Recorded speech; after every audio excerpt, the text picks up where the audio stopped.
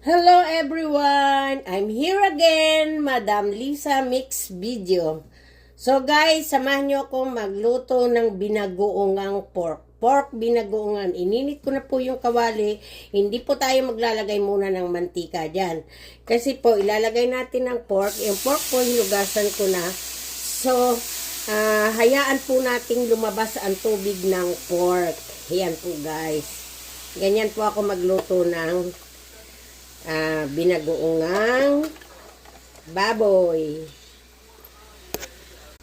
So, wag po natin siyang tatakpan para po madali siyang matuyo, mawala kagad yung tubig. So, hintay-hintay po tayo. Maglagay po tayo ng dahon ng laurel. Ilang piraso lang po, maliliit pa. Ayan, para po yung amoy. At lagyan din po natin ng paminta. So, haluin po natin ng kaunti.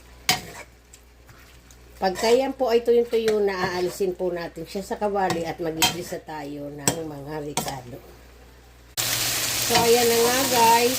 Hintayin na lang po natin siyang magmantika. So, tatanggalin na po natin ang dahon ng paminta. Laurel. Ayan. Hintayin po natin siya mag-brown-brown. Nilipat na po natin siya kasi nagbabrown na siya. Mag-isa tayo ng onion. Hindi po natin ubusin kasi magluluto rin ako ng ampalaya. Garlic. Damihan po natin ng garlic. Tignan nyo po, nagmantika po siya yung baboy. Hindi na po ako naglagay ng another oil. Tomato. Kalahati lang din. Siling haba, ilagay natin lahat. Ihalo na natin ang ating pork na nilutong una. Haluin po natin. Black pepper. Hindi po ako maglalagay dito ng sugar. Alam niyo naman po, may diabetes. 2 kutsarang bagoong para hindi tayo maglagay ng salt. Ayan. At ubusin na po natin.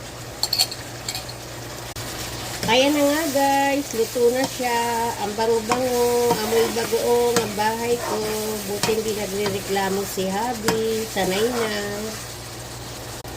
Eto na guys, nilalagay ko na sa mangkok at magluluto pa akong ginisang ampalaya. Eto na nga guys, ang aking dinner for tonight. Binagoongang baboy at ginisang ampalaya. Kain lahat.